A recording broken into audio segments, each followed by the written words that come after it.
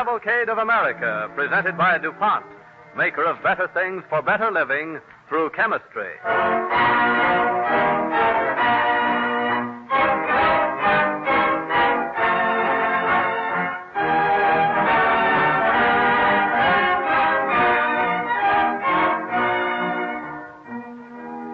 Some years ago, Cavalcade's historian, Dr. Frank Monahan of Yale University, discovered a little-known story of amazing significance in the development of civilization and of particular interest to Americans.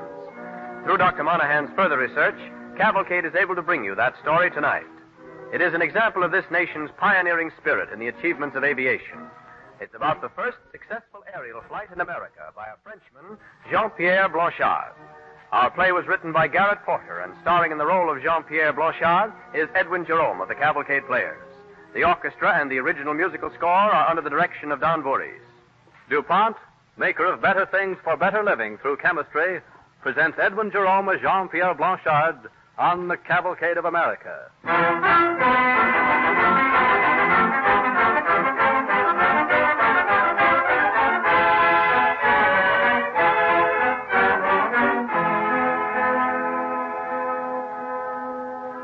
December 9th in the year 1792, the city of Philadelphia. At Oler's Hotel, the tavern door opens, admitting a chilling blast of wind and a thin, dark stranger. Outside the doorway, a stagecoach driver and 3 husky porters struggle with a huge wicker basket, painted blue and studded with spangles.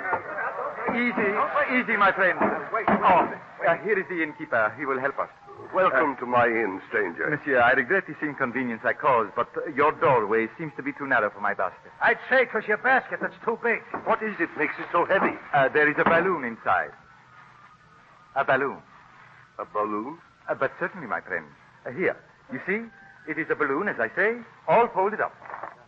And what is a balloon? You have not heard what it is, a balloon?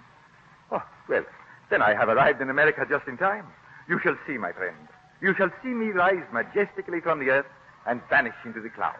You vanish into the clouds? Indeed, monsieur. And now that is settled, I desire a room. Very well, sir. You will register in my book? But of course. Meanwhile, since your balloon is too large for my door, the stable might be a safe place for it. You mean to soil my beautiful machine in your stable, monsieur? The machine that has flown like a bird across the English Channel? Across the channel? Of course, monsieur. As you say, sir, of course, but in the stable, I assure you. Now, be so kind as to go over to the desk. But of course, to the desk. Yes, and my lad. Yes, sir. As soon as it's in the barn, set your men to guard it and notify the constable, understand? Yes, sir. This one's a lunatic if I've ever seen one. Yes, sir. Come on, lads. All together now. The law requires me to ascertain your name, residence, and occupation. You will sign here, please. Oh, but of course, monsieur. Jean-Pierre Blanchard, aeronaut, citizen of France. So far, so good, Mr. Aeronaut. But your occupation?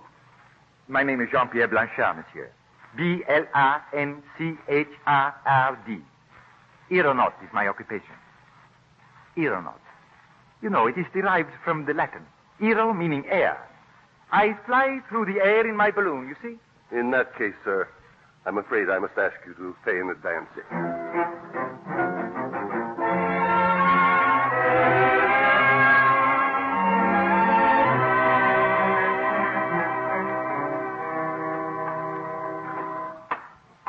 Blanchard? Huh?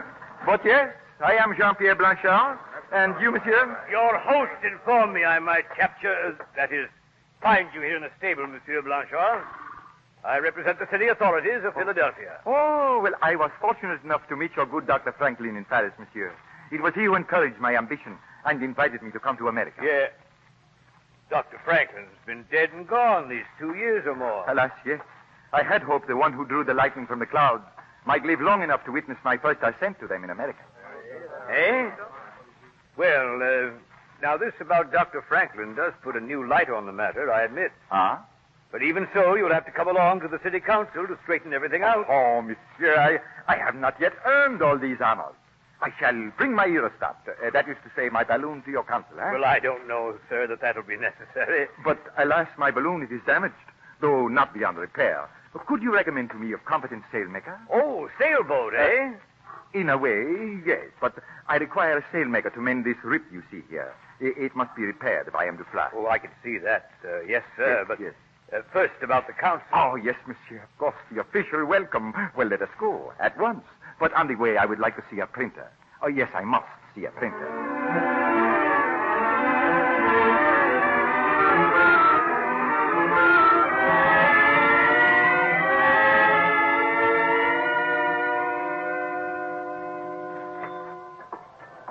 Well, sir, You are a printer, monsieur?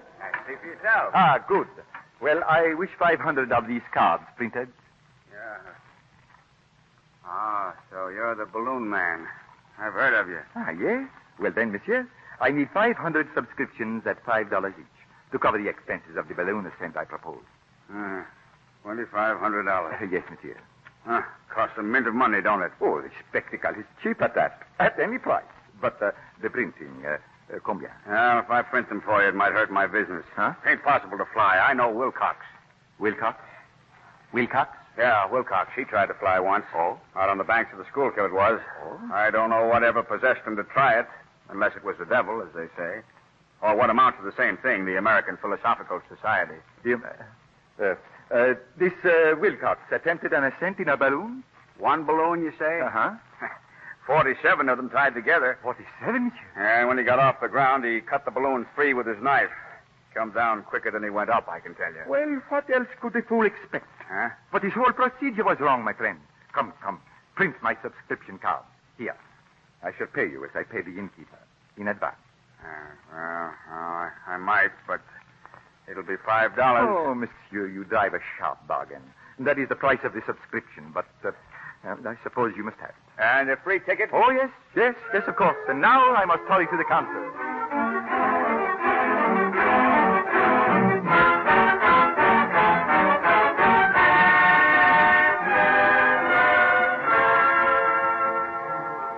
The thing is an outrage, a crime and a sin, gentlemen. An outrage against public morals, a crime because it amounts to suicide, and a sin because God meant the birds for the air and man for the ground.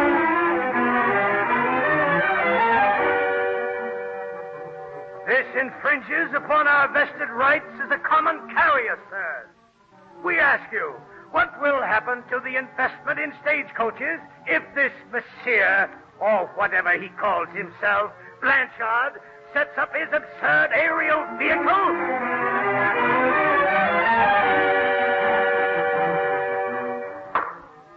Council takes the matter under advisement.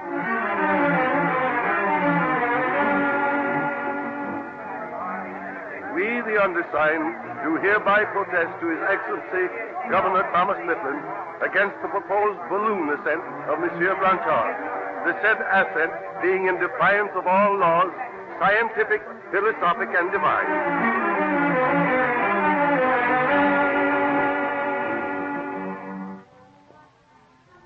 Mr. Thomas Jefferson, Secretary of State. Excellency, as Minister of the Republic of France to the United States of America, allow me to intercede in behalf of my countryman, Monsieur Blanchard, being at present in sanctuary at the legation of France because of danger to his very life and limb. Monsieur Blanchard craves audience with His Excellency George Washington, President of the United States. Believe me.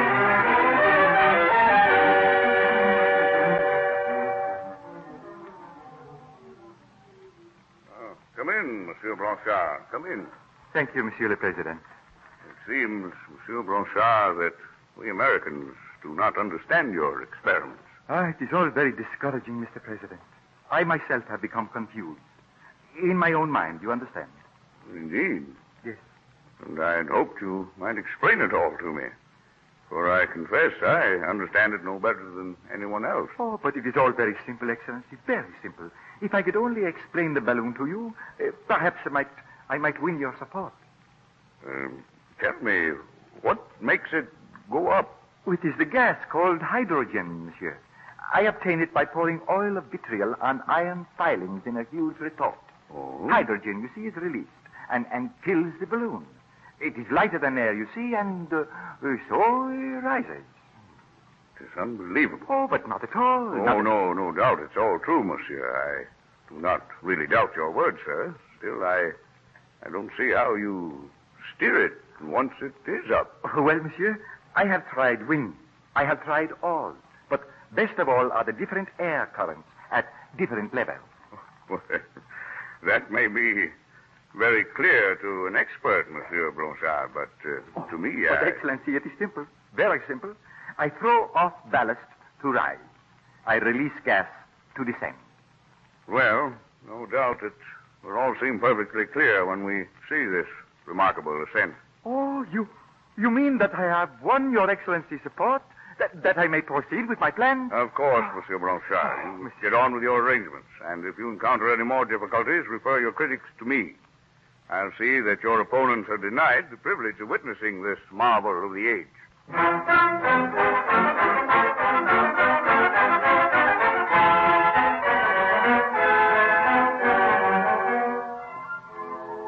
The city of Chester invites the great Monsieur Blanchard to land his machine here. A royal welcome is assured. Why, your wonder of the age, the beautiful Lancaster, Monsieur Blanchard. Our town council will declare civic Trenton, where our illustrious President George Washington routed the foes of liberty, begs Monsieur Blanchard to guide his balloon here. Do not fail to descend upon the fair city of Camden, Monsieur Blanchard. Our citizenry is preparing for your arrival with all its... Monsieur, when and where I land my balloon is in the lap of the gods of the wind.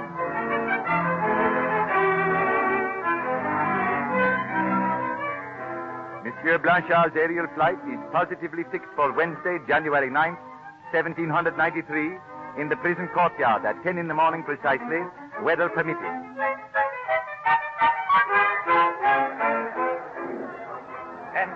And remember, Monsieur Blanchard. Oh, yes, Dr. Rush, yes. Your pulse is 84 on the ground. Yes. Read it at the climax of your ascent. Of course. The difference will be of considerable interest to science. Yes, of course. The balloon is training at the rope, Yes, I shall disconnect the hydrogen apparatus then. Oh, why, it is 10 o'clock precisely, but where is General Washington?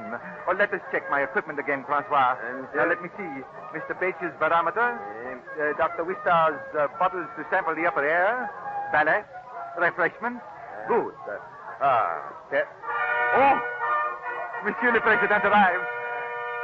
The President of the United States. Monsieur le President. Monsieur Blanchard, forgive me for being late. Oh, of course. You're more prompt than I. Your car is affixed to the balloon. Everything is in readiness. Everything, Your Excellency. And every roof and tree jammed with spectators for Oh, square. yes, Monsieur. You see, Monsieur, I was right. People have accepted you. Here, at least. But of course. But who knows where you will land or what reception is in store for you. And so against this unknown danger, I've prepared a document for your protection. Oh, and what is that, General Washington? The situation being without precedent, a passport was the best thing I could think of. Oh? I trust it is effective. Oh, thank you. And goodbye, Mr. President. Bye. Good luck. With this, Monsieur, I hope to attain an altitude of 1 mile, God willing. Francois, let loose the rope. Immediately, Monsieur Blanchard. Francois, that little dog. He is trying to leap into the basket. Keep him away. I cannot send the dog and rope through, Monsieur Blanchard. Back, little dog. Go away. Oh, Monsieur, he jumped into the basket. Careful, Monsieur. Enough rope is ready. But the dog. Ah. No, Monsieur. Do not throw the dog. Keep him.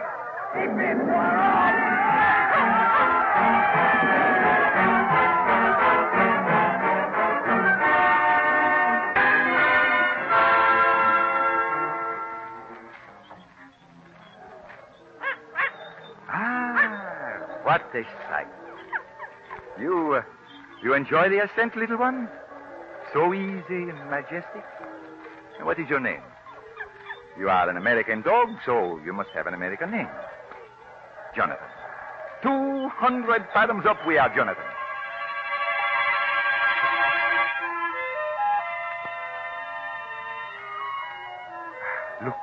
Look, Jonathan. There is the Delaware River below us. You see? Oh, no, défendu. No. Do not try to climb over the side of the basket. Here. I hold you up to see the white cloud over the city. You notice our ascent is faster and faster.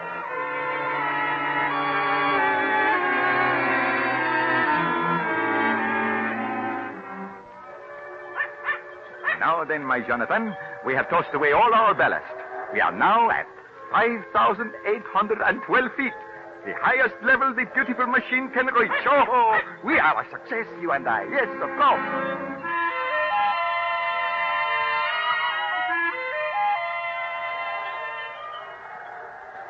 You notice? Of course you don't. My pulse is faster, Jonathan. 84 on the ground. 92 at the climax of our experiment.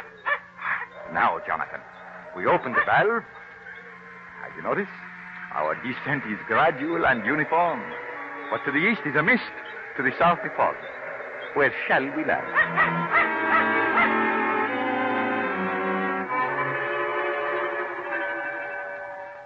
A few miles east of Woodbury, New Jersey, a few minutes before 11 o'clock, on the morning of January 9th, 1793. What's got into this mare, Martha? Look yonder, Everard. A monster coming down from the clouds. Great Jehoshaphat! Back!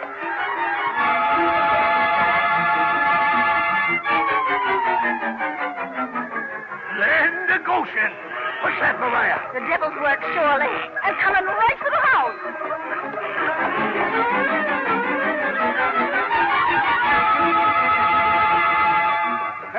If you'd seen what I seen, you'd come running across lot carrying your shoes in your hand, too. It was that big.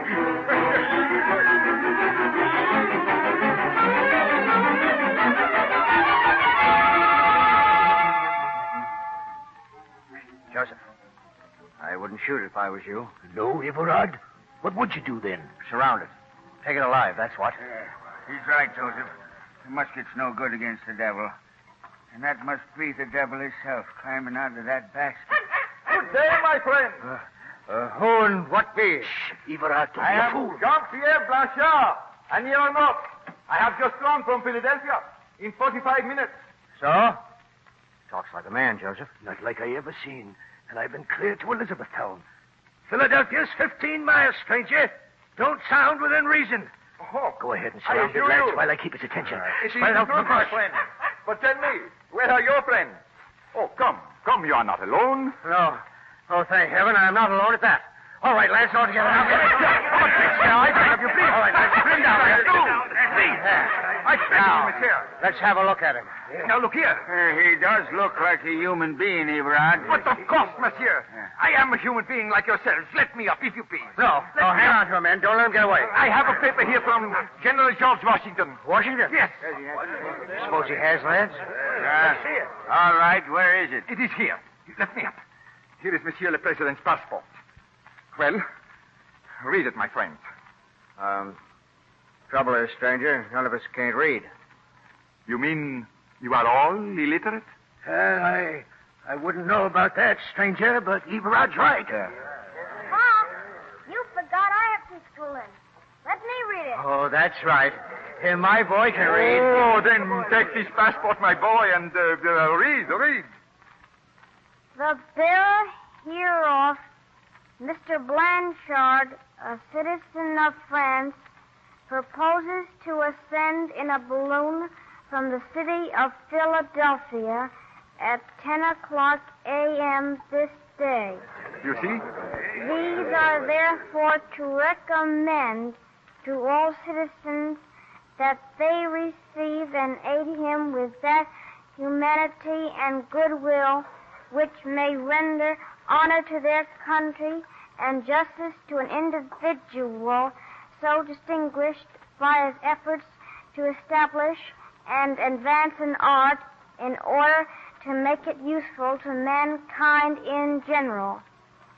Given under my hand and seal at the city of Philadelphia, the 9th day of January, 1793, and of the independence of America, the 17th.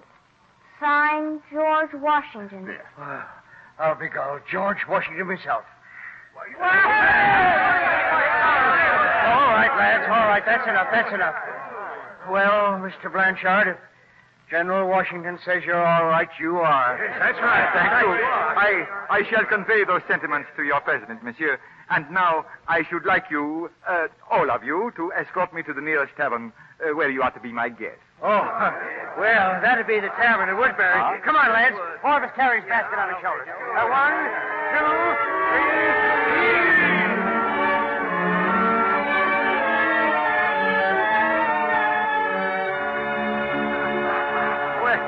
It has been very, very nice. Well, lads, the old woman and I knew right away what this thing was. It's a balloon, says I. Yes, says she. Glory be, says I. It's an age of marvels. Oh, those were Martha's and my very words, Joseph. Yes. Well, you know, it is fortunate, my friend, that I land in such an enlightened community. I am indeed fortunate. And now I ask of you, some of you, a favor. It is late and I must hurry back to the city. But before I go, I would like you to sign this deposition that I did indeed land here. Let me put my mark first, Mr. Blanchard, where I was first to see you. You were not. It's it was me. Oh, gentlemen, please. It is not so important who was first. It is only important that I may prove the wonderful success of my experiment. Therefore, if some half dozen of you be so kind as to attest this document, and in any order, I assure you I shall be most grateful. Young man, would you be so kind as to read this deposition as you did Monsieur Washington's passport? We, the subscribers, saw the bearer, Mr. Blanchard, settle in his balloon in Deptford Township, County of Gloucester, in the state of New Jersey, about 15 miles from Philadelphia, about 10 o'clock, 56 minutes a.m. this day. Witness our hands, the 9th day of January, A.D. 1793.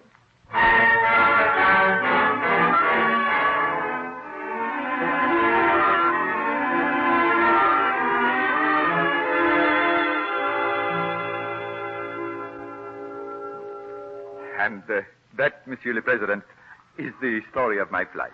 Well, I am happy, Monsieur Blanchard, that it was so great a success. It would have gone for nothing, monsieur, but for the magic of your name. Oh, no, sir. The magic is yours. Oh, you call it magic, Mr. President. And so, indeed, does my poor printer friend, who even essayed a poem as a preface to my journal. It is a most remarkable poem. More remarkable than any verse I ever read. The ocean he crosses to our surprise, no human has ever before invaded the Britons without ships or sails from France to the Britannia shore. So he whisked you even across ocean. Oh, but, Mr. President, that is not as distant as you think. And when men can fly, they can do anything. Dr. Franklin seemed to think so, too. When I delivered the first letter to him by air on my flight across the Channel, he prophesied that possibly the balloon will convince sovereigns of the folly of war. I'm afraid I lack Dr. Franklin's imagination. Well, he said, where is the prince who can afford so to cover his country with troops against 10,000 men descending in half as many balloons from the clouds? Landing in many places, these might do an infinite deal of mischief before a force could be brought together to repel them. Possibly, Monsieur Blanchard. Possibly. As for myself, Monsieur le President, I am not a prophet. Who knows to what use the balloon will be put in generations to come? Should you ask me what good it is, I would answer you as Dr. Franklin answered the same question. I would say to you, what good is a newborn baby?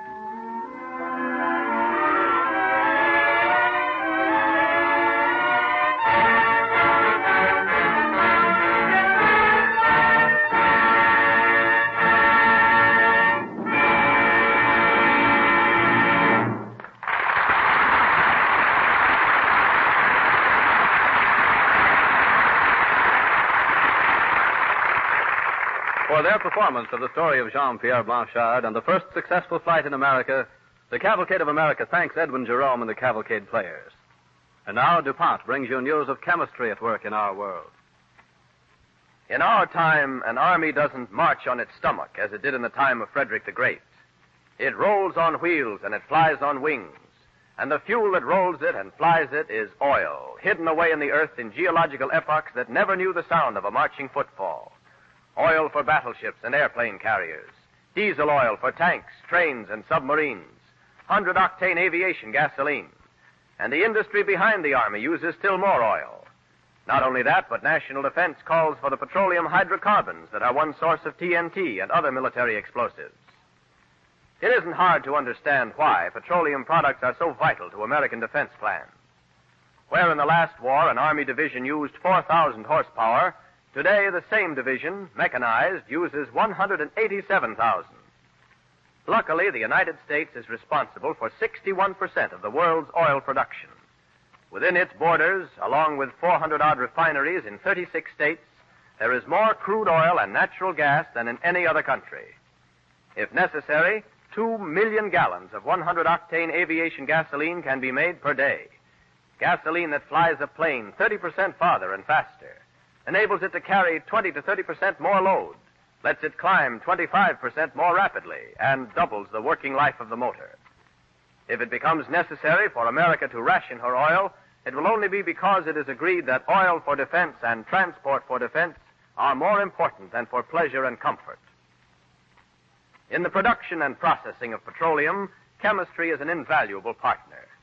DuPont Nitromon S, a new, safer blasting agent for seismic prospecting, and other special DuPont explosives help prospectors to discover hidden oil deposits, saving millions of dollars that used to be wasted on dry holes. Skilled DuPont technicians, called shooters, place explosive charges in oil wells to make them more productive. DuPont neoprene chemical rubber, with its superior resistance to oil, is used in drilling equipment and in the great hoses that fill ocean-going tankers and railroad tank cars.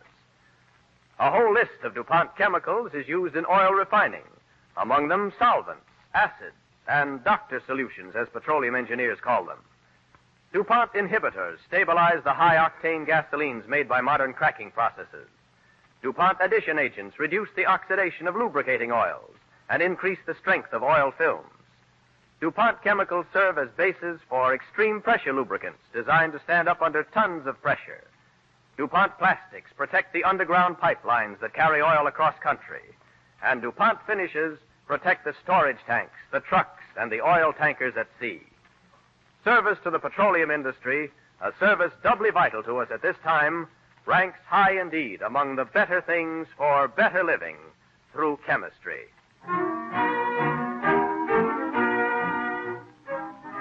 And now Ted Jewett of the Cavalcade Players to tell you about next week's program.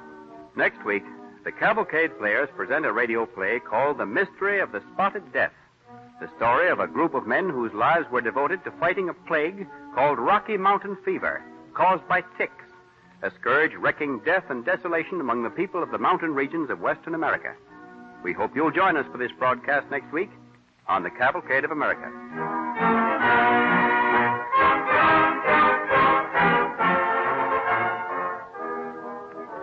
On our program next week, our story from the wonder world of chemistry will tell how modern chemistry is carrying on the battle against insect pests in our world today.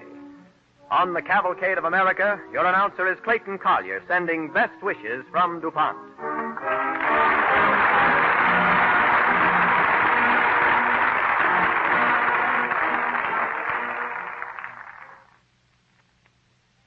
This is the National Broadcasting Company.